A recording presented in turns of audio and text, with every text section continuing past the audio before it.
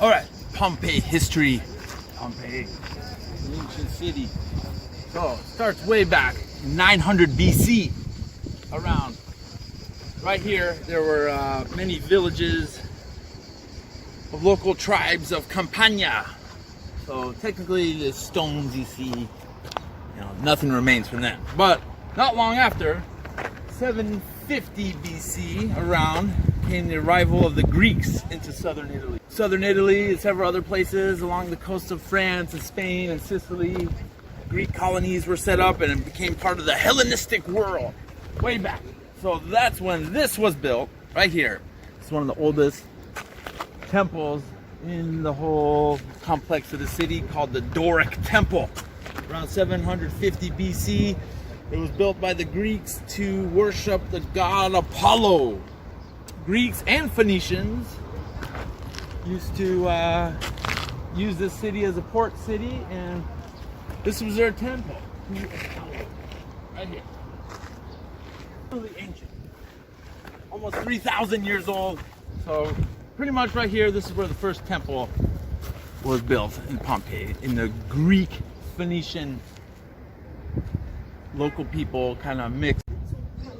Okay, so the city in the 500 BC grew as an important connector city between the major routes in the main cities of the area, and it was walled for the first time. So walls, not here. This is the center of the city.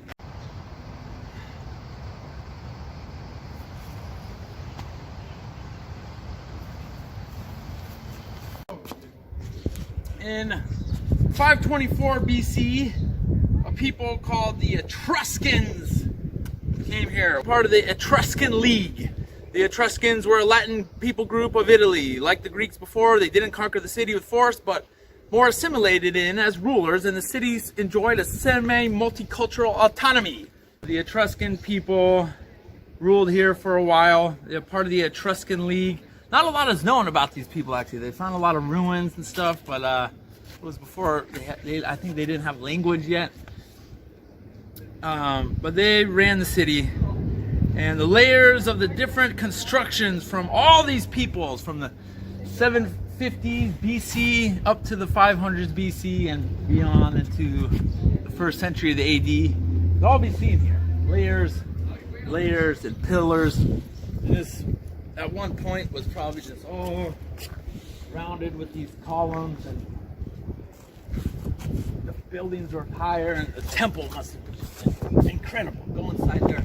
Ah, hail Apollo, you're so hot today. All right, so hey, the Greeks though, they were still powerful at this time.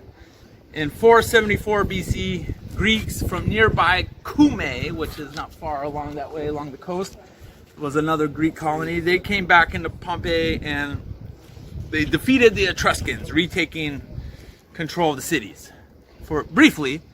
And next comes the Semites people, which through them is how this became Roman Pompeii.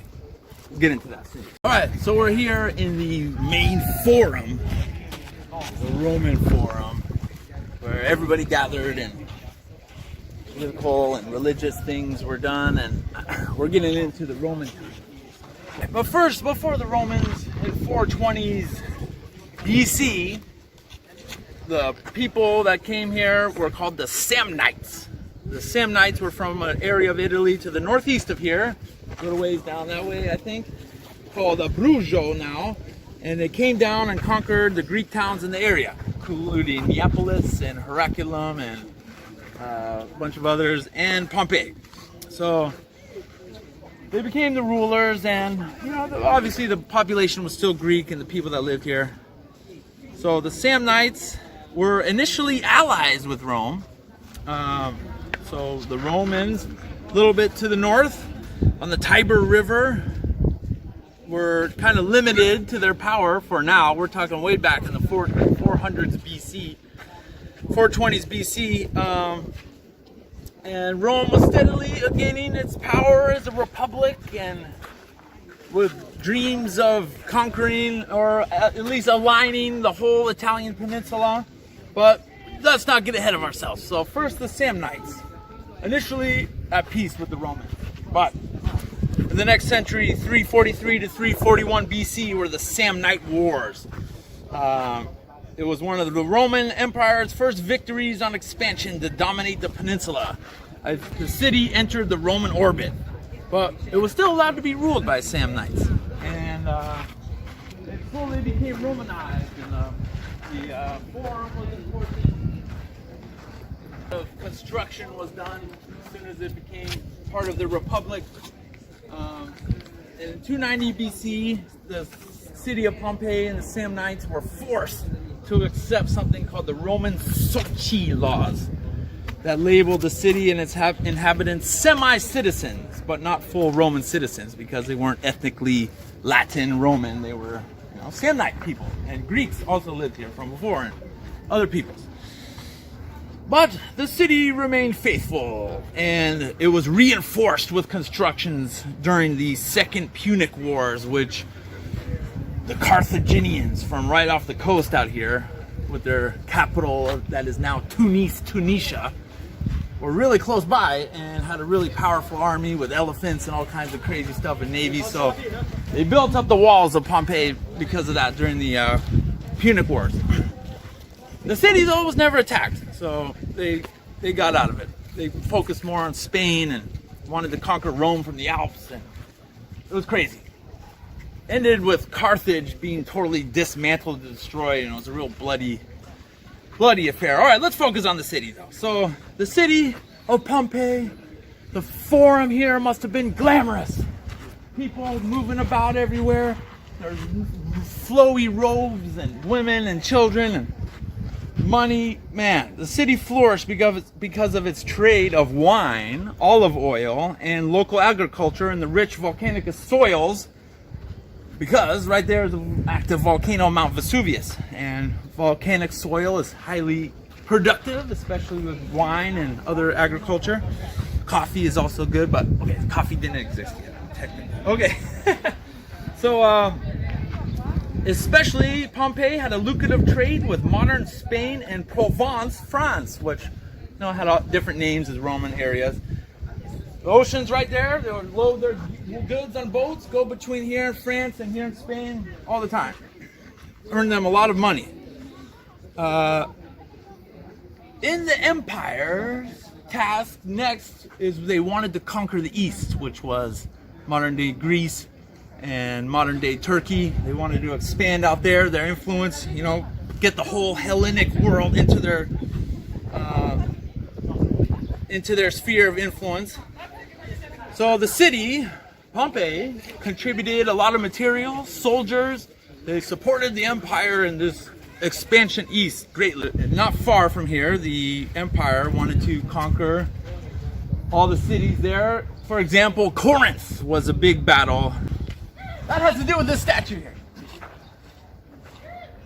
So it was the official end of the Greek phalanx military tactic, which worked for hundreds and hundreds of years, defeating Persians and all kinds of things. So the Roman legions and their new military tactics, I'm not an expert on military tactics, but they had this thing with shields, and they got in circles, and they were real disciplined.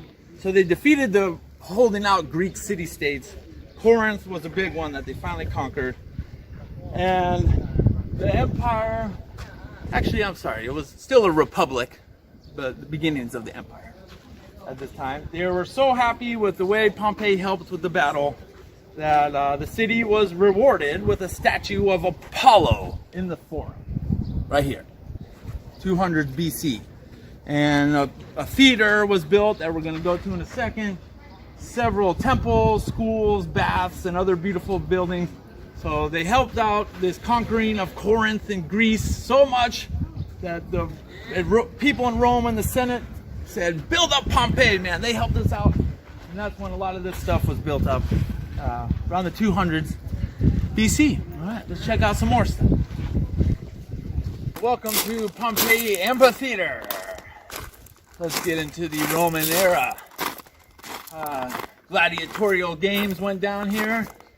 Theater went down here. Nero, the emperor, came here, performed. It says something right here, Max Pagna Grogo Sectoro, something. Maybe that's like a special fan seating or something. They did have a lot of actually like hooligans in sports. Different gangs, kind of, the reds and the blues. That was in Byzantine time later on. This was destroyed before then. Okay, let's focus. So we were just talking about the Samnites, and they kind of weren't regular citizens, but kind of they were loyal to Rome, and they helped them defeat cities in the east. And after a little while, though, Roman citizens got so many benefits, and the people down here were kind of like not allowed to have certain positions like senators and certain jobs, kind of poor, or because of that they thought it was unfair. So 91 to 76 BC, something happened called the Social Wars. This city and several others, especially in southern Italy, rebelled against Rome because of their quasi-citizenship status. Lots of other reasons too. But just like I said, many other cities with different kind of ethnicities in the Roman Republic that weren't the Roman Latins kind of got involved in this social war thing to try to get more autonomy and rights and get away from the Roman Sochi laws. So what happened to Pompeii was infamous general and psychotic powerful man named Sulla came in, and they attacked from the coast, and they besieged Pompeii and crushed the rebellion in the social wars. And a lot of buildings were damaged.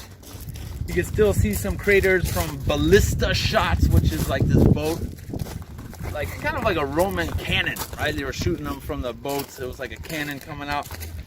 So Sulla retook the city, and the result was that Pompeii became a Roman colony with the name of Colonia Cornelia Veneria Pompeiorum. Oh man, that was a hard word. Pompeianorum. Try to say it in Latin. Latins are related to Spanish and Italian. French. You kind of have to have that blah blah when you're talking Latin. It's not like the Catholic Latin that's spoken now.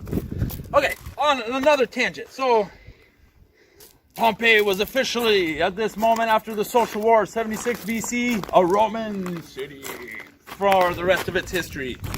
And things were like this were built. I believe this was built a little earlier, but that's all right. So many of Sulla's veterans were given land and property in and around the city. A lot of these nice houses that we saw actually probably belong to them, with amazing artwork. Man, maybe I'll show that at the end. Add some videos about that. The artwork, mosaics to this day, is incredible that it exists still. Some of it's a little bit nasty too. Romans love their artwork in their houses, and you can't quite get back there, but that's original art, man. Frescoes. Got a couple, maybe gods, a naked guy. Nice colors too, you can still see it.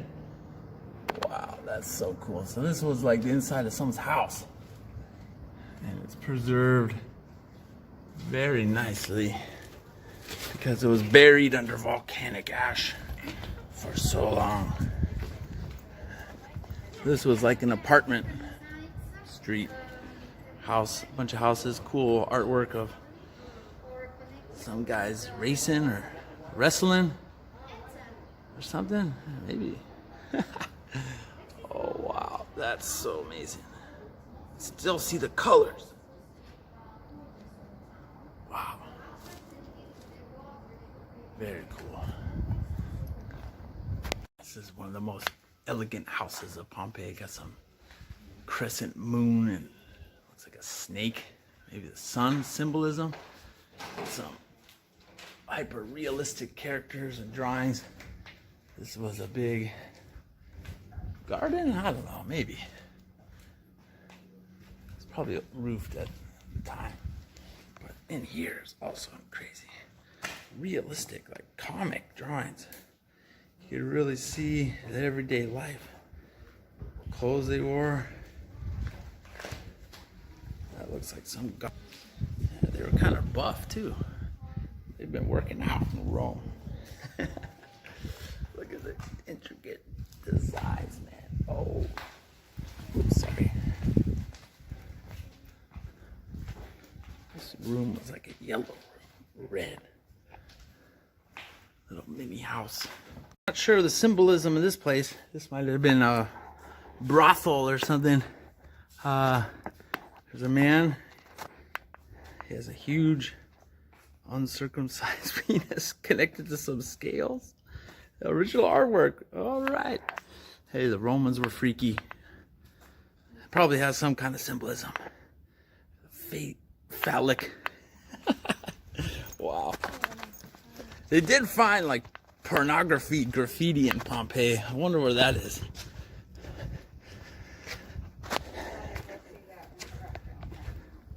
The pornography graffiti? You know, people always been kind of the same, huh?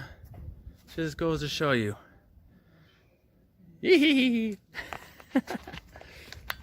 So that it like took property away from the people that were rebelling, and while many of the people that opposed Rome were dispossessed of their property. Despite this, the Pompeians, though, as kind of like agreement, you know, you rebel, sorry about that.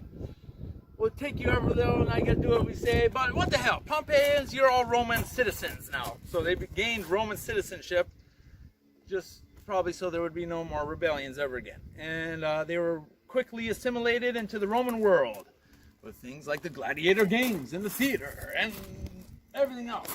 They already kind of were anyways. So the main language in the city became Latin. There was probably many languages like Greek and Etruscan and some other stuff spoken.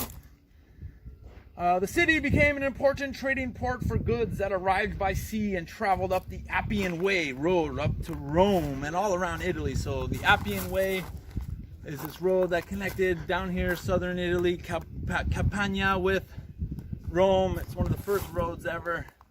So things would come in from all around the Roman Empire, the Mediterranean. They would dock in the port in Pompeii and be shipped on that road up to Rome. So just imagine all the things: gold, food, wine, wild animals, who knows, man, all kinds of stuff.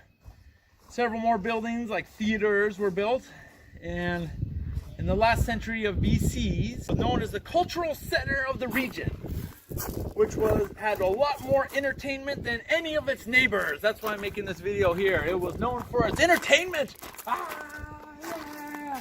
You know, a lot of other cities around here didn't really have the infrastructure to have such entertainment. We're here in Pompeii, and it was known for its entertainment.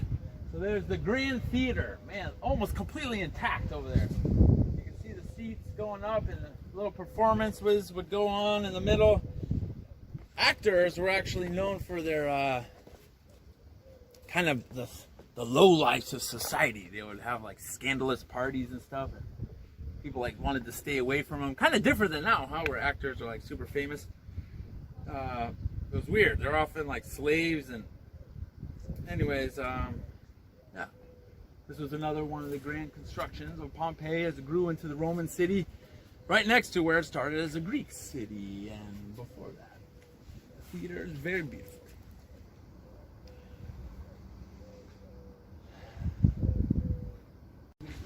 All right, quick interjection. Here's another grand theater.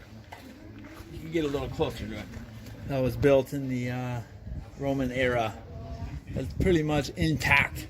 It was buried, and it almost looks brand new. It's really amazing. It's still being used. The stage is real small. Anyway, it's one of the one of the many theaters of Pompeii. Right there. Yeah. They needed two theaters side by side. Here's another one, pretty much intact. Wow, look at that cool winged seat people got in the front row. Yeah, you know, theatrical performances in Rome were very popular, very interactive. It seemed like you could comedy and tragedy, dramas. Very, very cool. Wow. Augustus, the first Roman emperor, after the collapse of the Republic involving Julius Caesar's assassination, built up the city even more in 30 BC. Augustus was celebrated as the father of the nation and the city from here on, because he built so many things in the city. The first emperor, Caesar Augustus. This is kind of cool. This is a temple for Augustus, the father of the Roman Empire, the first emperor who ruled for around 40 years after the assassination of Julius Caesar. He was Julius Caesar's adopted son, and for creating the grand empire and fixing all the problems that were going on, he became a living god, and they worshipped him all the way until Christianity started. Especially here. He was the protector way after his death, the city of Pompeii, and he had his own temples. You know, it's not the only time that's happened in history. The Egyptian pharaohs were also living deities, and I'm sure there's a lot of presidents and authoritarian figures now that kind of believe that about themselves too. But this is a temple to a man, Augustus. In the 20 BC, the city was fed running water, which you can still get here today because it's super hot, so I appreciate that. 20 BC, they connected it to an aqueduct. That's pretty incredible. Over 2,000 years ago, they had fresh water. You know, it was just a prospering place. There was one really bad riot between locals and people from a nearby town that had the Praetorian Guard set down to maintain order in 59 AD. A lot of times, you know, people that were watching sports, kind of like today with football fans, they had different factions of fans, right? And they would fight in the stand. So this writing on the wall here, I think, was like the fan section for the certain person or stuff like that. So in 59 AD, there was a bad riot between visiting and home fans, kind of like Raiders, Niners, Dodgers, Giants, Napoli versus, I don't know, Inter Milan, Manchester City, Manchester United. Same concept. Same concept. Same kind of stadium, actually. Sports, history. And also they had the deadly gladiator games and wild animal things and all that kind of stuff. But soon, after this glorious and cultural heights, it gets a little dicey for Pompeii. But they were in its height from about 100 BC to about 50, 60 AD. Imagine this place packed with people. Oh, interesting. All right, so here at the Temple of Venus. Venus is one of the important goddesses of the Roman Empire. This is the remains of it. We're getting close to the sad end of this city. So, because of the volcanism and plate tectonics of the area, there was frequent minor earthquakes.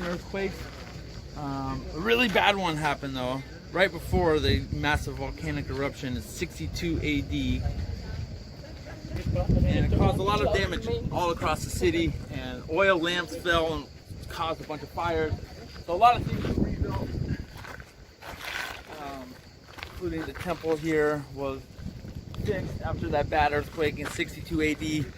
And many sacrifices and rituals were done at this temple towards the guardian spirits of the city and Augustus, the first emperor, who was like a deity. So the god, he would look over them, Augustus Caesar.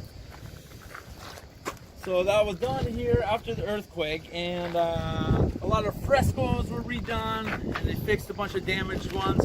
All right, so right here on this spot, 64 AD, Emperor Nero and his wife to this temple, the Temple of Venus. He came with his wife to make an offering and gave some gifts to oversee the construction. He actually came into town because the emperor thought of himself as quite the actor and performer, and you know, whether he was or not, it's up for debate.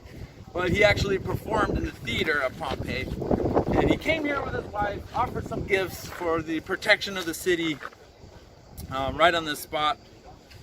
And yeah, that happened right here, the Temple of Venus. But all these sacrifices and the guardians of the city seem to not work because something really bad happened about 2 decades after Nero visited. They did all these rituals. But regardless, this is the Temple of Venus in Pompeii. You can see the amazing mountains in the back there where Sorrento is.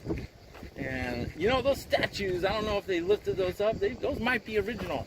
I'm not sure. We're gonna have to look into that after. But most of this is. See the little offering thing there, and pillars over there. There's a bunch of neighborhoods, houses. So we're getting close to the end, but there was a precursor to the disaster, which was this really bad earthquake that happened here and crumbled a lot of the ancient parts of the city. Not all of it though. But, yeah. We'll see what happens next with the volcano. Alright, well, you could get a good view here of the city's doom, Mount Vesuvius. It's right behind me here. A lot of volcanic activity here in this region. Kind of strange for Europe. There isn't a lot of tectonic zones and everything, but yeah, back there is the mountain that destroyed the city.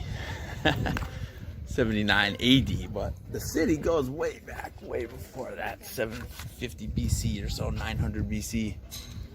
Man, it was buried for hundreds of years. They got all these pillars and things that still exist. And, man, it's crazy. Awesome. Whoa. It's really cool. All right, but we're getting into the story of when it gets a little crazy. So over there is the infamous volcano on Vesuvius, 79 AD. It's when things got real crazy around here. They had some earthquake activity, probably little plumes of smoke. A lot of people escaped, actually. It wasn't a total apocalypse, but a few thousand people did perish. We'll talk about the specifics of the story in a second in this overview over there, which is really cool. But so we have a good bird's eye view, kind of a good portion of the city.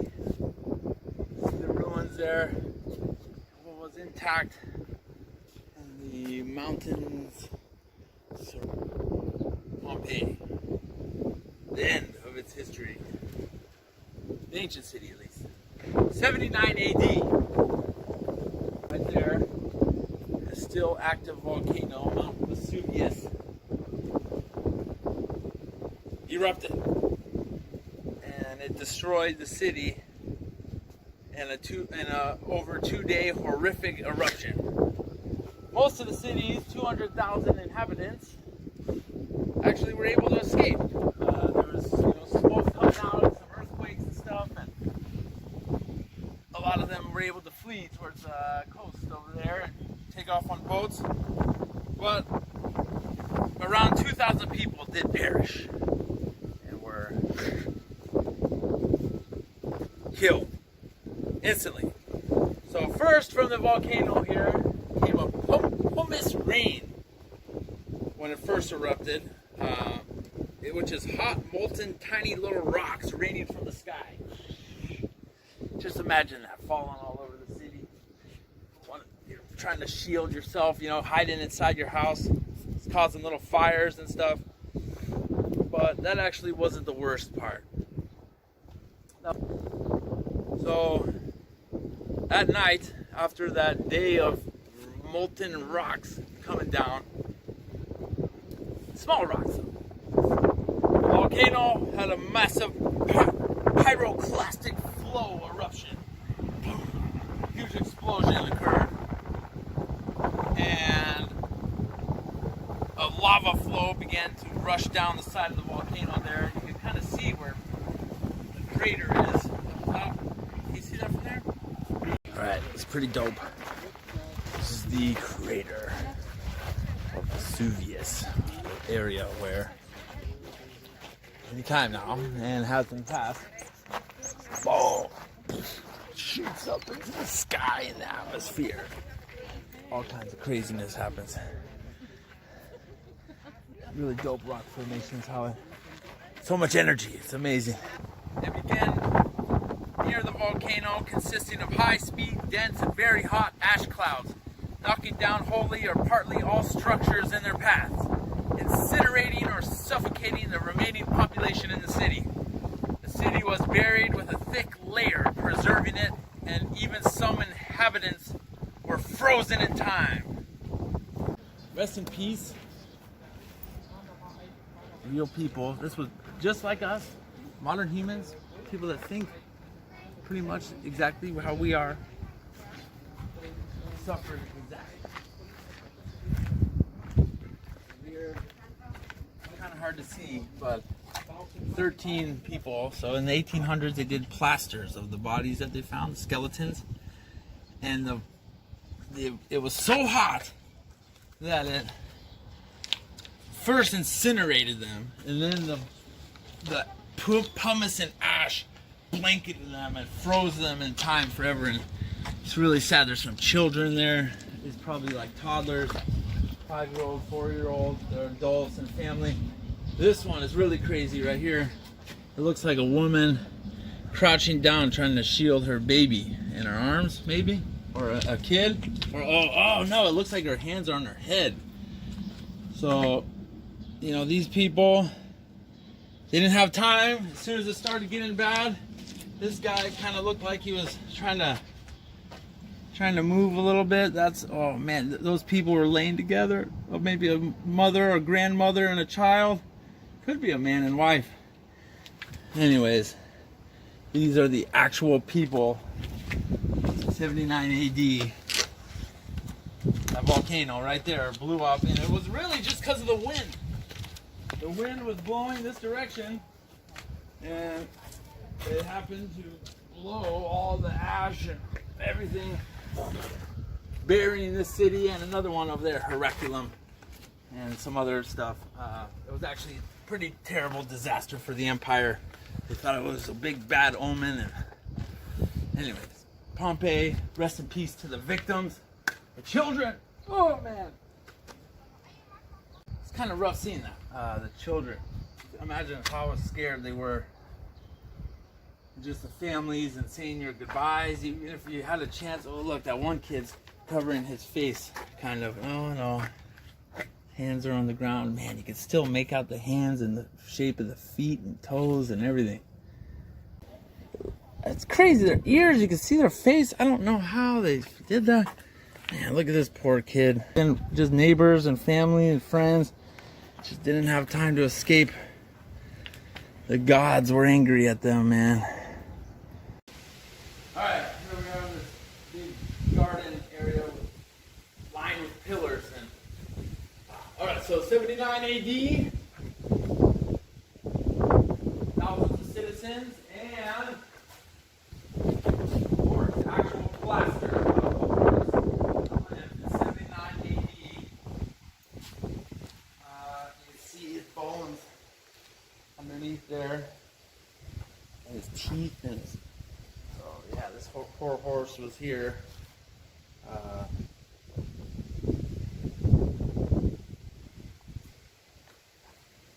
might be a recreation, I'm not sure. Anyways, they found a horse amongst the victims, so animals perished. Let's meet some up.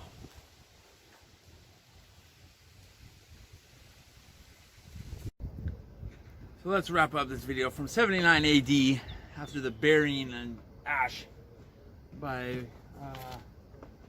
completely over. It was just a hill of ash. Nobody even knew what was here.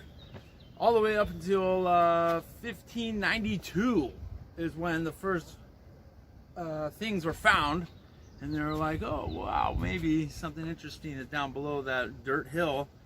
And especially in the romanticized era of the 17 and 1800s, where people became really obsessed with antiquity and ancient history, large excavations took place here, and they started to realize that this was the old city of Pompeii, and they've been working on to this day. We actually seen archaeologists working over there earlier.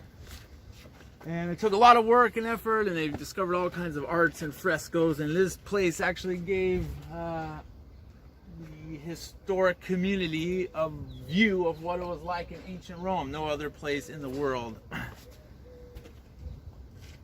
had such preservation because of the volcano. So they actually learned a lot because of this city being buried for centuries and centuries. So you got the theater here, part of the main city. These are some of the old walls over here, built in the Greek time, 700s BC, Etruscan times. That's actually the first temple right there, Temple Apollo, 500s BC. Beautiful theater, pretty much still intact. Look at that. Oh, crazy. Pompeii, unforgettable. All right, that's it. History of Pompeii. And the modern city too came up later. We don't have time for that today. Only the ancient Pompeii. Well, one more thing. So, in all this work that was done in the 17, 18, 1900s, late 1800s especially, they unearthed some plaster casts that we looked at, or they unearthed some bodies that were frozen in time in the ash, and they made like plaster casts of them, which is like really crazy.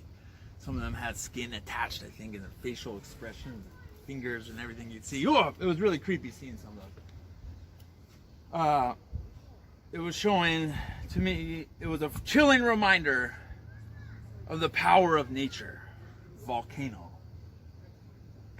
and how minuscule we are. And no matter how powerful we think we are, sure, let me tell you, the Romans had some big egos. This place was just wiped off the map. We're nothing compared to nature, and it shows the very human and emotions of people in their last moments. Incredible place, Pompeii. There. Pompeii was known for its grand entertainments of all kinds. And this is just a great shot of a portion of the city. And over here, actually, these walls, I think, and over there is where the first temple was. There's my buddy and love. Hi. And yeah, all that history. It's time to wrap it up. I've been here like 6 hours. 750 BC to 79 AD, the city of Pompeii grew in layers and through classic antiquity until its destruction. 79 AD by volcano, which I hope doesn't happen to us while we're here. That would suck, right? We would know though. Well, Pompeii, there's a theater. So amazing. I'm history nerding out today. I made us stay here 6 hours. Beautiful theater. 100 BC or so. Maybe, man, the layers of history.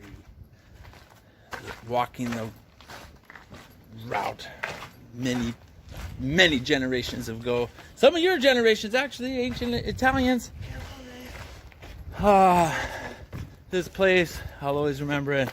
It was hot. It was tiring. There was a lot to do and look at. There's no way I could document the whole story. Did my best. Hope you enjoy my Pompeii experience. Peace from awesome Pompeii, Italy. Woo! Just can't get enough of this kind of stuff. Last video, go by Pompeii. Here's the city walls. The city walls originally are from like 800 BC, something insane. And, you know, improved over time. Etruscans, the Samnites, Romans, they built up the walls pretty heavy during the Carthaginian Wars. I'm sorry, against Carthage in the Punic Wars, they were called. Because Carthage was really not that far, their territory. They thought they were going to invade, they never did. Yeah, man. History nerd out to the max. Hope you enjoyed Pompeii. Anybody who watched my videos, checks out my pictures, likes all my stuff, friends, followers, history nerds, old friends from real life, travel people, all you guys, man. I hope you enjoyed that as much as I did. It was hot. It was amazing. Yeah. The Pompeians, they love their wine, and someone revamped it. Got the vines going again right outside the amphitheater. Ooh, really cool. I like wine. And they like these pink trees. I wonder if those were here. This vineyard. This vineyard is a reproduction of one that existed here in 79 AD on the basis of the studies by the applied researchers laboratory. The grapevines are located near the original plaster cast of the ancient roots and are cultivated according to techniques of that time. Today, the wine produced named Villa Dia Mystery. Looks like they started again 1878. That's really cool. Pompeii wine. Ooh, now something really cool. The other day in Naples, I thought I went to the oldest pizza place, built in like 1738. But here in Pompeii, you see the origins of the pizza oven. They probably made something very similar to pizza. Maybe cheese, tomato sauce, you know, it wasn't like that probably, but so the origins of pizza are older than Neapolitan style. More recently, it's over 2,000 years old probably, maybe even more. It's the same kind of oven, wood-fired oven. You put the fire beneath there and stick it in. I'm just imagine the smoke coming up, and this was inside someone's house. Crazy. And yeah, the neighbors weren't far away, right over here. Hello.